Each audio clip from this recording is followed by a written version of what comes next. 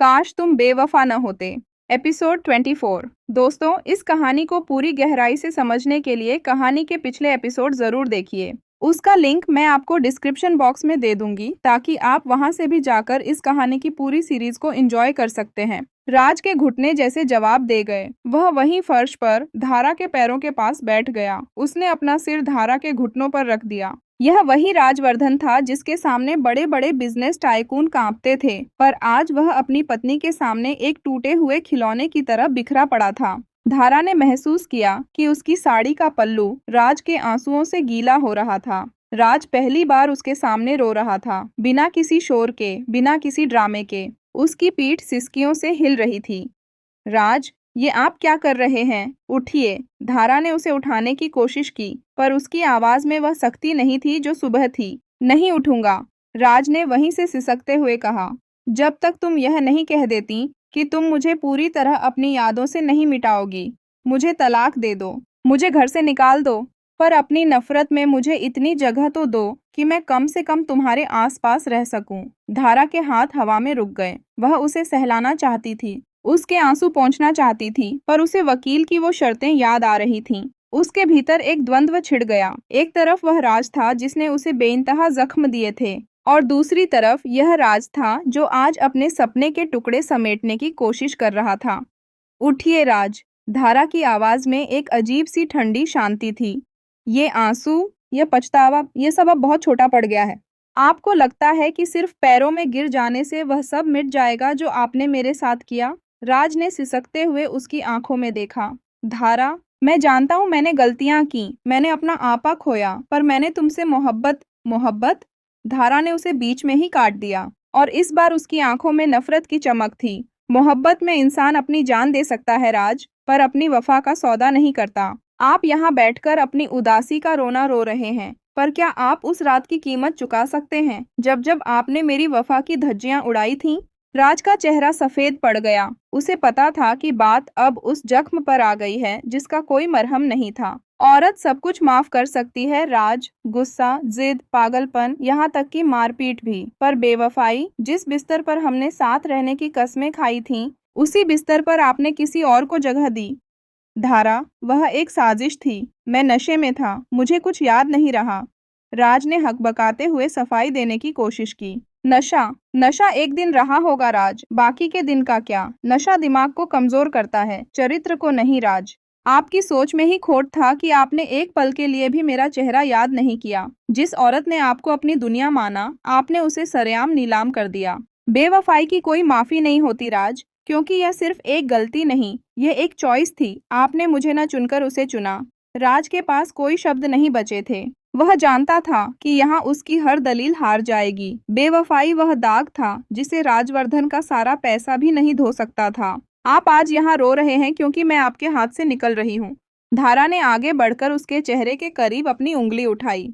यह प्यार नहीं है, यह आपका हारने का डर है। अगर आज मैं आपके पास वापस आ जाऊं, तो क्या गारंटी है कि कल फिर आप किसी और के साथ अपनी गलती नहीं दोहराएंगे? राज ने हाथ जोड़ दिए। मैं मर जाऊंगा धारा, पर दोबारा ऐसा कभी नहीं होगा। मुझे एक मौका दो।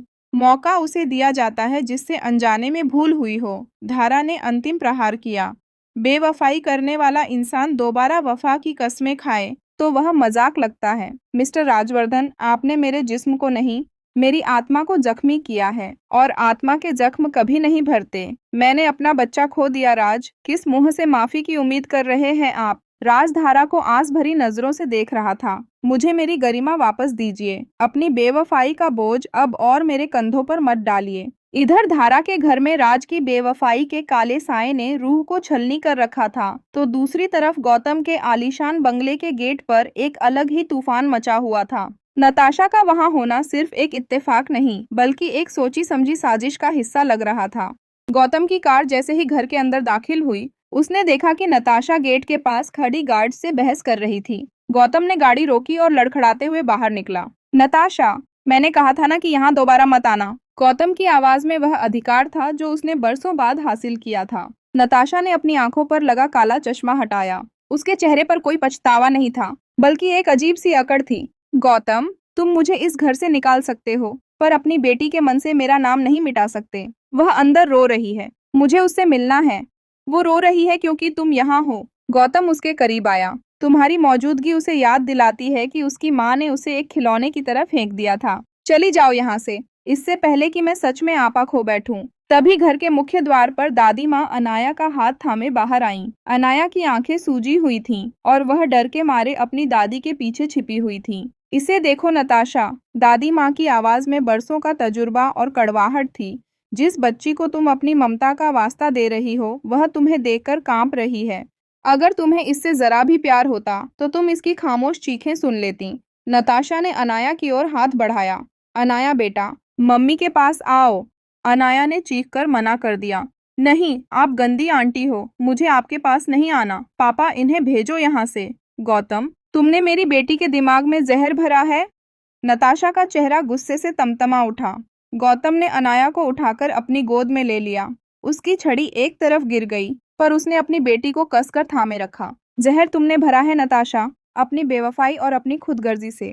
अब आखिरी बार कह रहा हूँ, चली जाओ, वरना मैं कल ही कोर्ट में तुम्हारे खिलाफ रेस्ट्रेनिंग ऑर्डर ले आऊंगा। नताशा ने एक ठंडी हंसी हंसी। ठीक है, मैं जा रही हूँ, पर याद रखना गौतम, जिस धारा के भरोसे तुम मुझे चुनौती दे रहे हो, उसका अपना अतीत अभी उसका पीछा नहीं छोड़ रहा। राजवर्धन उसे इतनी आसानी से नहीं छोड़ेगा, और मैं तुम्हारी खुशियों में आग लगाने के लिए वापस जरूर आऊंगी। नताशा अपनी महंगी कार में बैठी और टायर घसीटते हुए तेजी से निकल गई। उसके जाने के बाद माहौल में एक बोझिल शांति छा गई।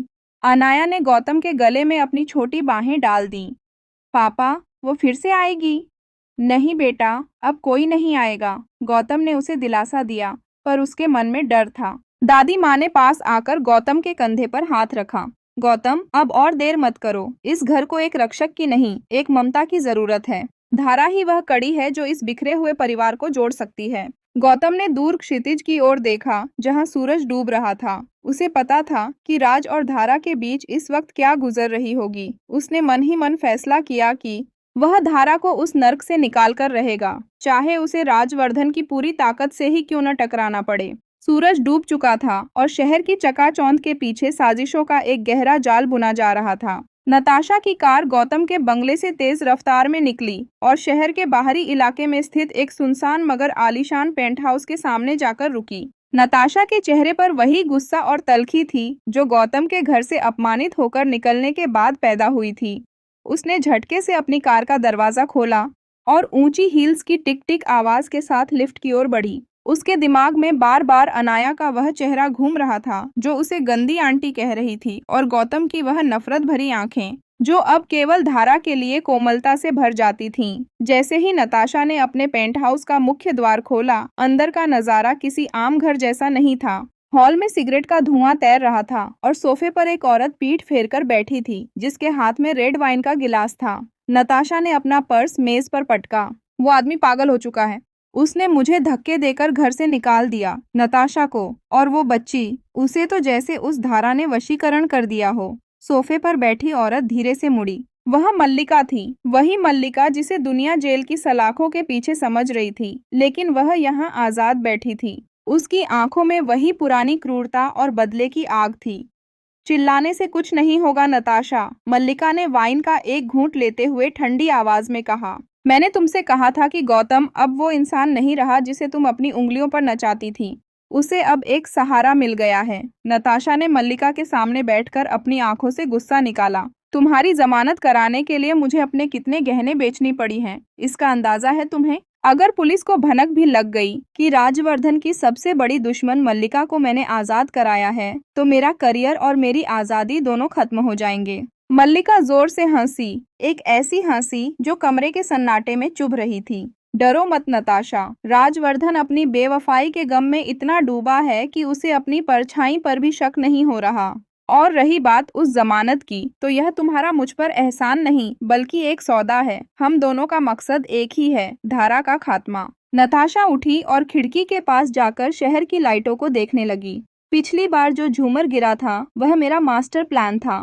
मुझे लगा था कि धारा उस मलबे के नीचे दबकर खत्म हो जाएगी, पर उस बेवकूफ गौतम ने अपनी जान दांव पर लगा दी। मेरी ही चाल मुझ पर भारी पड़ गई। मल्लिका उठी और नताशा के पीछे जाकर उसके कंधे पर हाथ रखा। झूमर गिरना एक हादसा लग सकता था, पर वो बच गई। अब हमें हादसों की नहीं, हकीकत की जरूरत है। तुमने मुझे जेल से बाहर निकाला है ताकि मैं वो कर सकूं जो तुम अपनी सफेदपोश छवि के साथ नहीं कर सकती। इन दोनों औरतों के बीच का रिश्ता आज का नहीं था। नताशा जब गौतम को छोड़कर गई थी, तब उसकी मुलाकात मल्लिका से हुई थी। मल्लिका को राजवर्धन की बर्बादी के लिए एक ऐसे मोहरे की जरूरत थी और नताशा को चाहिए था पैसा, रसूख और गौतम। तुम्हें पता है मल्लिका, नताशा ने मुड़कर कहा, राजवर्धन अभी भी उसी के घर में पहरा दे रहा है। वो टूट चुका है। धारा ने उसे उसकी बेवफाई का आईना दिखाया है। यह सबसे सही वक्त है प्रहार करने का।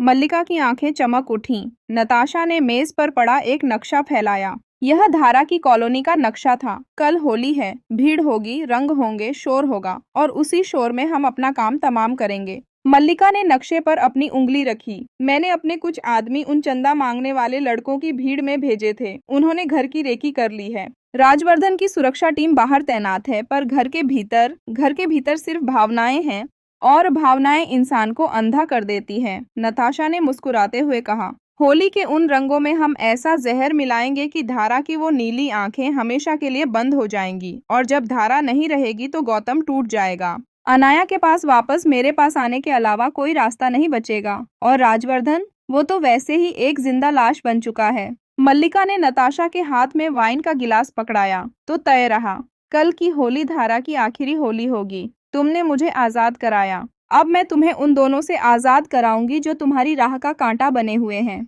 नताशा ने गिलास टकराया। To Dhiraj's death. कमरे में सन्नाटा था, पर दो शैतानी दिमागों की गूंज दीवारें चीर रही थी। नताशा को लग रहा था कि वह जीत रही है, पर वह मल्लिका को पूरी तरह नहीं जानती थी। मल्लिका का असली मकसद सिर्फ धारा को मारना नहीं था, बल्कि राजवर्धन की उस सल्तनत को राख करना था जिसकी बुनियाद वफा पर टिकी थी। बाहर रात और गहरी हो गई थी। मल्लिका ने खिड़की से उस दिशा में देखा जहां धारा का घर था। उसके चेहरे पर एक ऐसी मुस्कान थी जो आने वाले तूफान की तबाही का संकेत दे रही थी। यहाँ एक और बात छिपी थी। मल्लिका ने जेल में रहते हुए भी नताशा को कैसे कंट्रोल किया। असल में नताशा की बेवफाई और उसके अतीत के कुछ ऐसे काले पन्ने मल्लिका के पास थे जो अगर गौतम के सामने आ जाते तो नताशा कभी अपना चेहरा नहीं दिखा पाती। इसलिए मल्लिका की जमानत कराना नताशा की मर्जी कम और मजबूरी ज्यादा थी। नताशा ने मल्लिका की ओर देखा। कल सुबह मेरे आदमी तैयार रहेंगे, बस याद रखना, राजवर्धन को शक नहीं होना चाहिए। मल्लिका ने एक ठंडी सांस ली। राजवर्धन अब अपनी यादों से लड़ रहा होगा। कल रंगों के पीछे मौत छिपी होगी और उसे पता भी नहीं चलेगा। तारीख और वक्त का पहिया घूमकर उस दहलीज पर आ खड़ा हुआ था जहां एक पवित्र रिश्ते की अर्थी उठनी थी। शहर की फैमिली कोर्ट के रूम नंबर 8 में सन्नाटा पसरा हुआ था। बाहर मीडिया का जमावड़ा था, क्योंकि शहर के सबसे बड़े बिजनेस टाइकून राजवर्धन का तलाक आज फाइनल होने वाला था। अदालत के भीतर का माहौल इतना भारी था कि सांस लेना भी दूभर लग रहा था। धारा एक सफेद सादे सूट में अपनी गरिमा समेटे एक तरफ खड़ी थी। उसकी आंखों के नीचे काले घेरे उसकी रातों की तड़प बता रहे थे। दूसरी तरफ राजवर्धन था, जिसका चेहरा उतरा हुआ था, कोट के बटन खुले थे और आंखें जमीन की ओर झुकी थीं।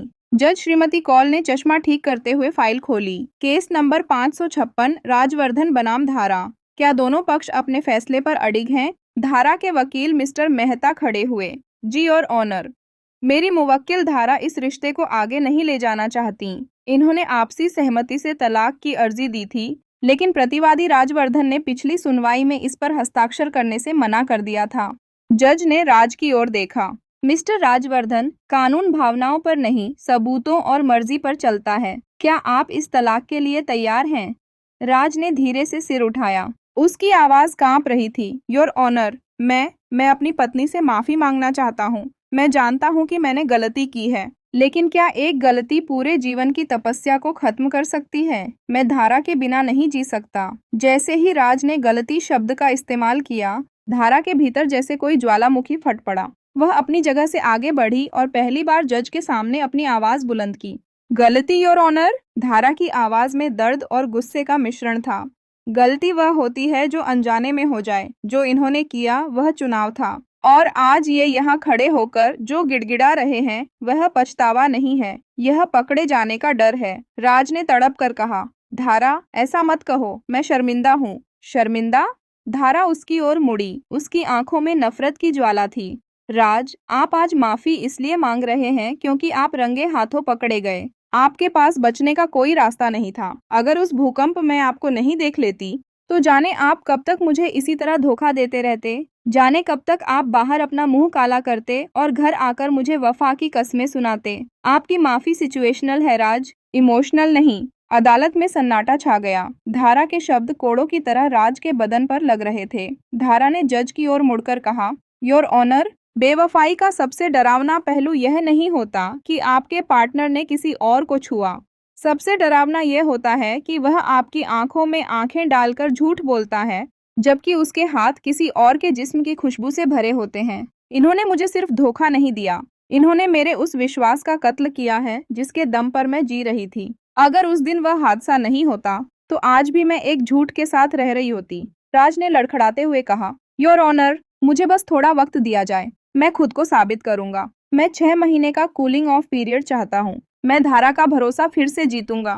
जज श्रीमती कौल ने अपनी कलम मेज पर रखी और राजवर्धन को बड़े गौर से देखा। उनकी नजरों में राज के लिए कोई सहानुभूति नहीं थी। मिस्टर राजवर्धन, जज की आवाज गूंजी, कानून आमतौर पर टूटते हुए घरों को जोड़ने के लिए 6 महीने का वक्त देता है, लेकिन वह वक्त उन जोड़ों के लिए होता है जिनके बीच आपसी अनबन या छोटे मतभेद हों। आपकी स्थिति बिल्कुल अलग है। जज ने पन्ना पलटा और आगे कहा, आपकी बेवफाई कोई बंद कमरों की बात नहीं रही। वह तस्वीरें, वो वीडियो और वो गवाह पूरे शहर और दुनिया के सामने थे। एक सार्वजनिक अपमान झेलने के बाद किसी भी पत्नी से यह उम्मीद करना कि वह दोबारा आपके साथ उस घर में रहेगी, यह उस महिला की गरिमा के साथ क्रूरता है। राज ने कुछ कहना चाहा, पर जज ने हाथ के इशारे से उसे चुप करा दिया। बेवफाई के मामलों में जहां सबूत इतने पुख्ता और अपमानजनक हों, वहां कानून कूलिंग ऑफ पीरियड का इंतजार करने के लिए मजबूर नहीं करता।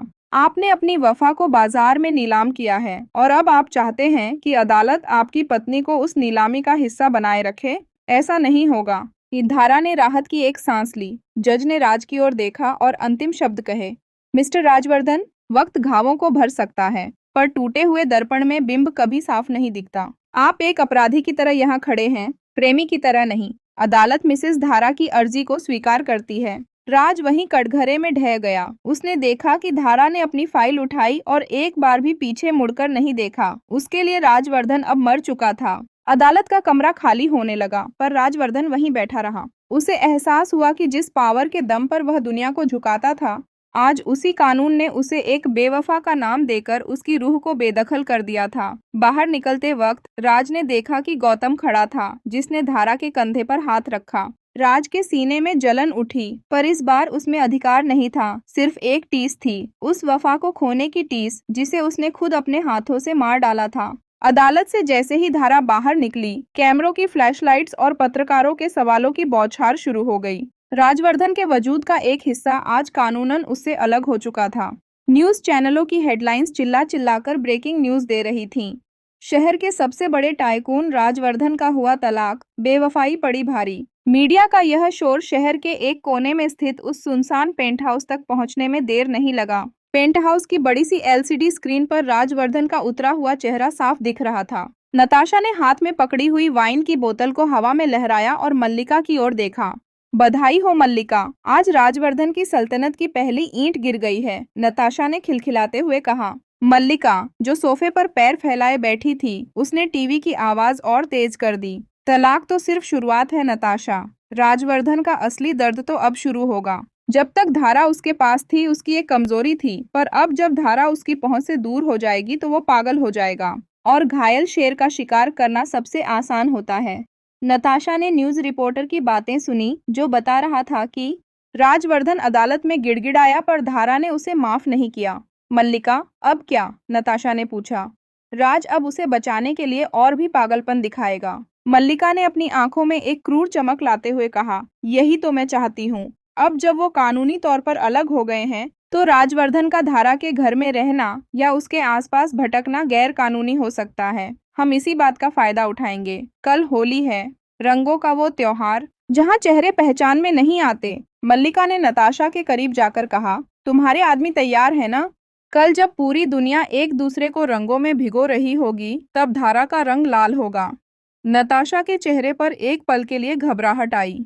मल्लिका, अगर पुलिस ने हमें पकड़ लिया तो राजवर्धन हमें जिंदा नहीं छोड़ेगा। मल्लिका ने नताशा का जबड़ा जोर से पकड़ा। पकड़े वो जाते हैं जो डरते हैं। राजवर्धन आज हार चुका है। उसकी ताकत उसके धारा में थी जो उसने खुद खो दी। अब वो सिर्फ एक बिखरा हुआ इंसान है। कल जैसे ही धारा पर हमला होगा, शक सीधे राजवर्धन पर जाएगा। दुनिया कहेगी कि तलाक के गुस्से में सन की पति ने अपनी पत्नी की जान ले ली। नताशा की आंखें चमक उठी। वाह, एक तीर से दो शिकार। धारा खत्म होगी तो मेरा बदला पूरा, और राजवर्धन जेल में गया तो तुम्हारा बदला पूरा। न्यूज चैनल पर अब राजवर्धन को अदालत से बाहर निकलते हुए दिखाया जा रहा था, जहां वह पत्रकारों से भिड़ रहा था। नताशा ने टीवी बंद कर दिया। कल की होली ऐतिहासिक होगी, नताशा ने ठंडी आवाज में कहा। गौतम को लगेगा कि वो जीत गया है, पर कल उसे अपनी धारा की लाश उठानी पड़ेगी। मल्लिका ने अंधेरे कमरे में सिगार सुलगाया। मुझे राजवर्धन को तड़पते हुए देखना है, बिल्कुल वैसे ही जैसे उसने मुझे तड़पाया था, जब उसने मुझे उस मामूली सी धारा के लिए कचरे की तरह अपनी जिंदगी से बाहर फेंका था। तब उसे मेरी रूह की चीखें सुनाई नहीं दी थीं। अब उसकी वही रूह, वही घमंड मैं मिट्टी में मिला दूंगी। उसने अपनी उंगलियों से दीवार पर खरोंच मारी, जैसे वह राज का चेहरा नोच रही हो। पागल हो रहा है ना वो उसके लिए, पर अब न वो धारा उसकी रहेगी और न वो। मैं ऐसा जाल बुनूंगी कि राजवर्धन खुद अपनी धारा के खून के इल्जाम में फंसेगा। दोस्तों, आगे की कहानी जानने के लिए देखना ना भूलें। काश तुम बेवफा न होते का अगला भाग। और आज का एपिसोड आपको कैसा लगा, कमेंट में अपनी राय जरूर बताइएगा। अगर कहानी दिल को छू रही है तो वीडियो को लाइक करें, अपने दोस्तों के साथ शेयर करें और चैनल को सब्सक्राइब कर लीजिए। मिलते हैं बहुत जल्द एपिसोड 25 में। Thank you for watching.